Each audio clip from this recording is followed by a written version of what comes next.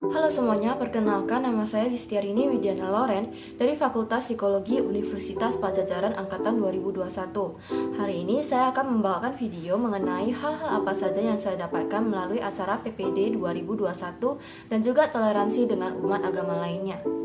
Tahun ini acara PPD dilaksanakan secara online selama 3 hari. Selain itu, topik yang dibahas juga menambah wawasan saya dalam memahami tentang ajaran agama Buddha. Mengikuti PPD 2021 merupakan pengalaman baru bagi saya. Menurut saya, acara ini sangat bermanfaat. Melalui acara ini, saya banyak belajar mengenai hal-hal baru. Materi pada hari pertama adalah tentang mindfulness, cara mengatasi stres dan overthinking, dan juga vegetarian dalam agama Buddha. Pada materi mindfulness, saya diajarkan untuk bisa sadar dan fokus terhadap tindakan saya pada keadaan saat ini. Dengan adanya mindfulness, kita bisa memiliki pikiran yang lebih tenang dan jernih. Mindfulness ini juga dikaitkan dengan cara kita mengatasi stres dan overthinking.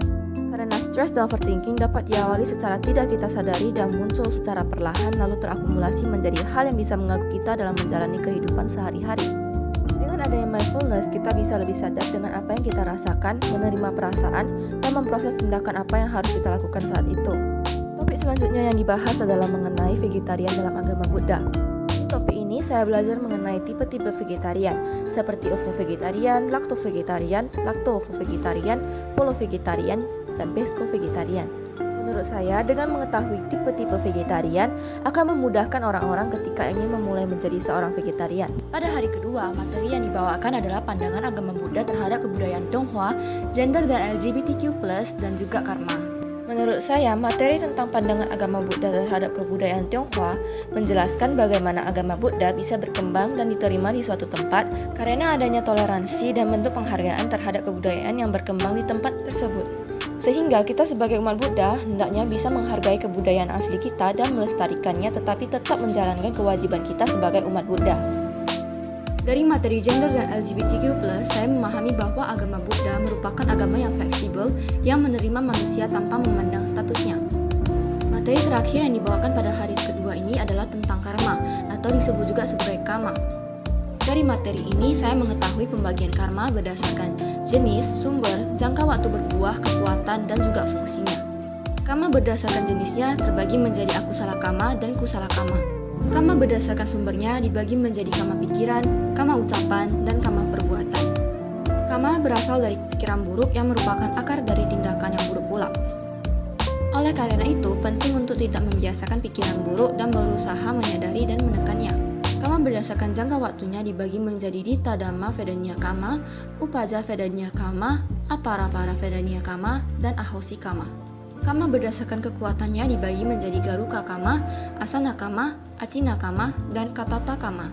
Kama berdasarkan fungsinya terbagi menjadi Janaka Kama, Upatambaka Kama, Upapilaka Kama, dan Upagataka Kama. Pada hari ketiga merupakan sesi tanya jawab dengan Bante Nyana Badra.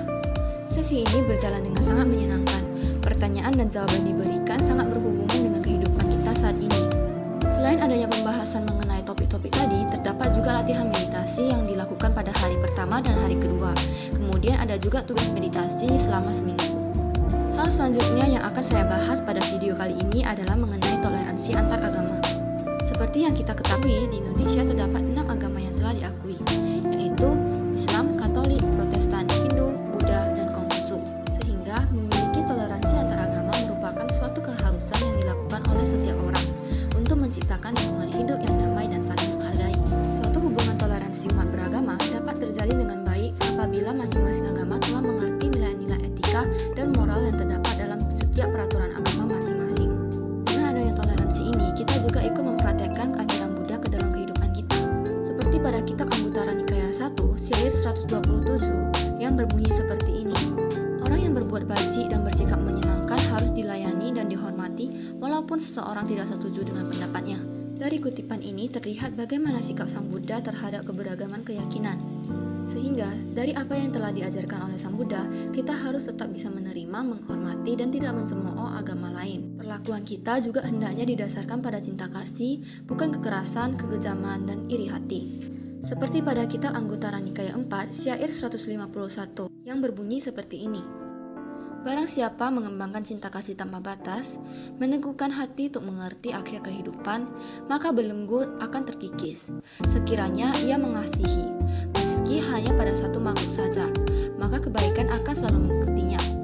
Sang Buddha dengan batinnya yang penuh welas asih terhadap seluruh umat manusia, beliau memberikan kebaikan yang berlimpah-limpah. Sekian dari video kali ini.